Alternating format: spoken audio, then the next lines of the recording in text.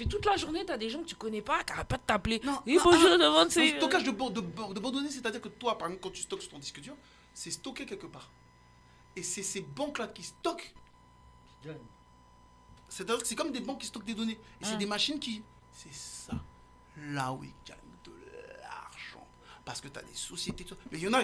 Si, imagine, tu dis, bah écoute, t'as plus tes données. Là, je vois. Tu vois dire, c'est-à-dire que, imagine, toutes les données sont stockées quelque part. Imagine, t'as une banque, par exemple. Ouais. On va aller voir, on dit, ah bah ok, bah vous payez plus. Ouais.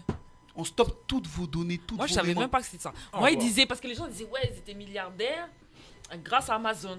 Bah, c'est pas vrai alors. Non, Amazon, non mais ça fait partie d'Amazon. Mais c'est pas la distribution d'Amazon. Ah, c'est pas la distribution de. Ça les a Ça rendus crédibles. D'accord. Mais ça leur permet d'investir ailleurs. Et là où ils ont gagné de l'argent, et aujourd'hui même Microsoft, tout ça, c'est là où ils gagnent de l'argent. C'est le stockage de banques en base de données. Banque de données, c'est-à-dire que un endroit où on peut, c'est comme toi ton disque dur, mais c'est des grands disques durs qui stockent tout pour tout le monde. Et là tu peux pas tester. Là, c'est de... Bon bah, Chicken, Pourquoi si toi et moi on devait faire un business, on fait quoi? On devrait faire quoi pour avoir des thunes à ton avis? Alors, c'est une très À bonne ton question. avis? Il faut un business déjà, il faut un business qui nous ressemble, qui nous correspond. Il y a soit tu fais un business, tu es juste... Non mais ensemble, si on devait en faire un. Non, discute. Soit un business, tu sais que tu mets de l'argent, et bah, qu'est-ce qui se passe, c'est pas ton problème. Ou ça peut être de la couture de nourriture pour chien, ou de la toiletterie pour chien, on s'en fiche. Ou soit c'est un business qui te parle, qui te correspond, qui te... Tu vas dire, moi quand j'ai fait du poulet, parce que j'aime vraiment le poulet. Bon, mélangeons. Bon, toi t'aimes la nourriture, donc t'aimes la restauration. Moi aussi j'aime la bonne j'aime aussi manger. Ok? On parle d'un restaurant ou pas? Moi, t'es pas obligé au début de faire un resto. Attends, c'est pas fini. Dis-moi. Un resto avec un côté genre clubbing, c'est un petit peu concert, salle de spectacle. On mélange la culture. Désolé, ça c'est déjà prévu, donc on fera autre chose. On fera autre chose parce que ça c'est déjà prévu. Ah, désolé. tiens. Non mais attends. Avec un petit coin chicha. Un petit coin pan beach style, on dirait que t'es à Cuba. Tu sais, les gens peuvent se baigner, voilà, fermé, ouvert, voilà, l'été ouvert, truc fermé. Et avec des événements, défilés de mode, bonne saveur, nourriture. Bah désolé, ça je sais déjà en train de se mettre en place. Voilà. On va penser à autre chose. et avec, on peut faire du plein air, tu sais, au bord de la piscine, on peut faire des émissions style Pan Beach, style truc comme ça, style télévision. En fait, elle a mis tout. Elle a mis restauration, télévision. non, c'est pas bête ce que tu dis. Non, parce que j'ai mis tout ce que j'aimais faire. Mais exactement. Parce que en fait, ça veut dire que c'est un business qui va te ressembler. Si tu as l'opportunité de le faire, faut le faire. Regarde, ça veut dire que je pense qu'il faut commencer petit. Bah oui, de toute façon. Pour moi, regarde, tu vas pas jamais. Sauf si t'as des millions, mais. Et encore. Même fait, si j'ai des millions, j'achèterai qu'une entreprise au lieu d'en acheter 4. 2 minutes, tu peux me couper s'il te plaît?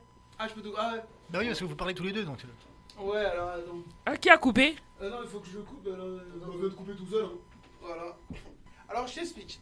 Non, là, on est en ligne, là. Non, mais lui, il va s'enlever lui-même. Toi, t'es toujours là. Voilà. Ah, d'accord. En fait, si je devais dire. On va dire, c'est un business qui te ressemble, il faut faire ce qui est le plus accessible. Ouais. Qu'est-ce qui coûte le moins cher dans tout ce que tu veux faire? Tu veux dire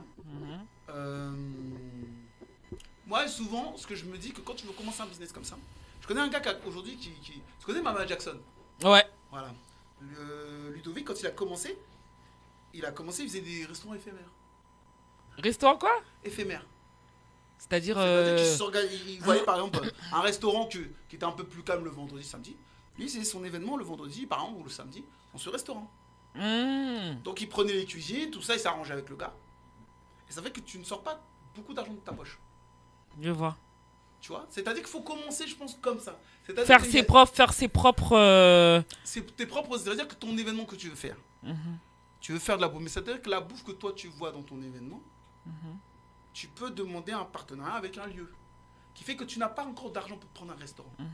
Mais il y a des lieux, comme je connaissais un gars, il avait un truc à Saint-Denis, mais il faisait rien le week-end. Donc, toi... Ouais, c'est comme ça qu'on commence. Toujours commences petit, dans tout ce qu'on fait. Voilà. Microsoft, ça a commencé dans un garage quand même. Tu vois, donc voilà. Ou bien David Guetta. À la base, il était juste DJ. DJ dans un coin là, ils étaient à l'école, ils étaient dans un couloir comme ça, personne ne les voyait. Il était juste DJ et de DJ, après il est passé à DJ pour des grands clubs, Ibiza, et après il a commencé à faire leur propre soirée à Ibiza, En fait, mais de luxe. attention, un truc qu'il faut bien mettre dans ce parcours, c'est qu'il s'est rendu compte d'une chose. Il a été voir tous les DJ parce que lui, il était entrepreneur aussi. C'est ça qui fait toute la différence. C'est qu'un jour, il s'est rendu compte qu'à un moment, en tant que DJ, parce que comme on les voyait pas, ils devenaient très bons. Et après, on a commencé à les voir, et les mecs continuent d'être très bons. Et il y a les gens qui ont commencé à se déplacer pour eux. C'est ça, c'est dire qu'il faut créer ta propre clientèle. Non, mais ce que j'essaie de dire, c'est qu'il a d'abord travaillé pour créer ses propres soirées Exact. autour de son art, donc DJ, clubbing, c'est-à-dire son style de la façon de mixer. Il faisait des soirées spéciales David Guetta. Il était partenaire avec des clubs, tu vois. Donc il a commencé vraiment petit. Tu vois, il n'est pas devenu David Guetta ce qu'il est. Et quand ça a bien pété, il a commencé à créer ensuite ses propres événements à lui. Ça, c'est aussi parce qu'après, il a rencontré Cathy. Oh, écoute. Alors, Si tu dis que grâce aux femmes, on est femmes, si tu avoues que les femmes, c'est des pépites dans l'entrepreneuriat, si tu veux bien l'avouer devant tout le monde, c'est génial. Non, on va être clair. Les femmes, ce sont des machines de guerre. Ah, merci. On n'est pas. Non. Ah, merci. Attends, on va mettre les clairs. Moi, je ne conçois pas mes business sans les femmes. Ah, Dieu merci. Ouais. Alors, lui parle mi-chinois, mi-anglais. Ah, d'accord. Ouais, je sais, mais il habite à 1 kilomètre, donc t'inquiète. Il habite à Épinay. Ah, ça va, lui. C'est plutôt moi qui habite loin. Lui, il habite ici. Donc, en fait, donc j'étais en train de te dire que moi, je conçois pas. Ouais. Enfin, mes business, comment je les conçois, ça a toujours été avec des femmes. Ah ouais, mais tu sais que t'as de la misogynie. T'as du machisme.